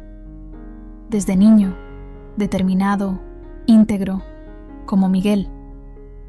La mención del niño nos hizo mirarlo, dormido en el sofá después de un día de juegos con otros niños del programa de protección. Su rostro sereno, tan parecido al de Javier en sus facciones, en su expresión. No importa lo que diga la sangre, afirmé con convicción. Javier era su padre en todo lo que importa, y Miguel es su hijo, nuestro niño. Daniela asintió, lágrimas silenciosas rodando por sus mejillas. Y nosotras somos su familia, la familia que Javier quería que fuéramos. En ese momento, mientras la noche caía sobre Ciudad de México y el caso contra Gustavo Fuentes se fortalecía hora tras hora, sentí una paz que no había experimentado en años. La justicia estaba en marcha. La verdad, por dolorosa que fuera, había salido a la luz. El sacrificio de Javier no había sido en vano. El camino hacia la recuperación sería largo y difícil. Habría días oscuros, testimonios desgarradores, recuerdos dolorosos que enfrentar. Pero ya no estábamos solas. Daniela, Miguel y yo nos teníamos mutuamente. Y Javier, de algún modo, seguía con nosotros, en nuestros corazones, en nuestros actos, en nuestra determinación de honrar su memoria, construyendo la familia que él siempre soñó. Una familia imperfecta, herida, pero unida por algo más fuerte que la sangre, la verdad, el amor y la promesa de un futuro donde las sombras del pasado ya no pudieran alcanzarnos. Han pasado 5 años desde aquel día en que Miguel apareció en mi puerta con un sobre secreto que cambiaría nuestras vidas para siempre. 5 años de lucha, de sanación, de reconstrucción. Gustavo Fuentes fue condenado a 45 años de prisión por el asesinato de mi hijo Javier y por los demás delitos que cometió. El juicio duró casi 2 años, con testimonios desgarradores, evidencia irrefutable y la atención constante de los medios. Su imperio se desmoronó como un castillo de naipes. Los hoteles fueron vendidos, las propiedades liquidadas, gran parte del dinero destinado a un fondo fiduciario para las víctimas de abuso infantil. No asistí a la lectura de la sentencia. No necesitaba ver su rostro una última vez, ni escuchar sus excusas o sus amenazas veladas. Mi victoria no estaba en su caída, sino en nuestra supervivencia. Nos mudamos a Morelia, una ciudad hermosa con calles coloniales que me recuerdan a mi querido Guanajuato, pero sin los fantasmas que allí nos perseguían. Compramos una casa modesta con un patio lleno de bugambilias y un naranjo que Miguel cuida con dedicación. Daniela trabaja como asesora en una organización que ayuda a mujeres víctimas de violencia. Yo doy clases de costura en un centro comunitario para mujeres mayores. Miguel cumplirá 15 años el próximo mes. Es un adolescente alto y delgado, con una sonrisa que ilumina cualquier habitación. Saca buenas notas en la escuela, juega fútbol los domingos, toca la guitarra como su padre le enseñó, conoce la verdad sobre su origen, adaptada a su edad y comprensión. Lo asimiló con esa resiliencia asombrosa que tienen los niños, esa capacidad para integrar incluso las verdades más dolorosas en su entendimiento del mundo. «Papá me eligió», me dijo un día, mientras arreglábamos juntos un viejo radio. Sabiendo que no era su hijo biológico, me eligió y me amó. Eso lo hace más mi padre que cualquier otra persona. Su sabiduría me dejó sin palabras. En momentos así, veo a Javier en él tan claramente que casi duele. Doña Mercedes vive con nosotros desde hace 3 años, cuando su salud comenzó a deteriorarse. La relación con Daniela sigue siendo compleja, llena de conversaciones difíciles y reconciliaciones graduales. El perdón no llegó de golpe, sino en pequeñas dosis diarias, en actos de cuidado mutuo, en el esfuerzo constante por entenderse. Elena Mendoza ganó varios premios por su cobertura del caso. Nos visita ocasionalmente, trayendo libros para Miguel y noticias del mundo exterior. David Aguirre se mudó a Ciudad de México, donde ahora trabaja para un periódico nacional. Nos escribe regularmente, agradecido por la oportunidad que le dimos de participar en algo más grande que él mismo. El fiscal Montero sigue en contacto, informándonos sobre los recursos legales que Gustavo intenta desde prisión, todos infructuosos hasta ahora. Nos asegura que morirá tras las rejas, que nunca podrá hacernos daño de nuevo. Carmela Vega y sus hijos se mudaron a Puebla. Intercambiamos tarjetas en Navidad y en los aniversarios. Hay un vínculo especial entre nosotras, forjado en la lealtad compartida hacia Javier, en el valor de hablar cuando hubiera sido más fácil callar. La vida sigue, como siempre lo hace, con sus ritmos, sus estaciones, sus pequeñas alegrías y tristezas cotidianas. Hemos aprendido a celebrar los cumpleaños sin que la ausencia de Javier nos consuma, a mirar fotografías antiguas sin que el dolor nos paralice, a hablar de él con naturalidad, manteniendo viva su memoria en nuestras conversaciones diarias. Esta mañana, mientras preparaba café en la cocina soleada de nuestra casa en Morelia, escuché risas en el patio. Daniela y Miguel plantaban nuevas flores en los arriates, sus rostros manchados de tierra, sus sonrisas idénticas bajo el sol primaveral. Me detuve a observarlos, sintiendo esa mezcla de gratitud y asombro que me invade en momentos así. ¿Quién hubiera imaginado, en aquellos días oscuros, que encontraríamos esta paz, que Daniela y yo nos convertiríamos en aliadas, en amigas, en familia verdadera, que Miguel crecería rodeado de amor, protegido de las sombras que amenazaron con devorarlo? A veces, en las noches tranquilas cuando todos duermen, siento la presencia de Javier, no como un fantasma o una aparición, sino como una certeza cálida de que está en paz, de que aprueba lo que hemos construido desde las cenizas de tanto dolor.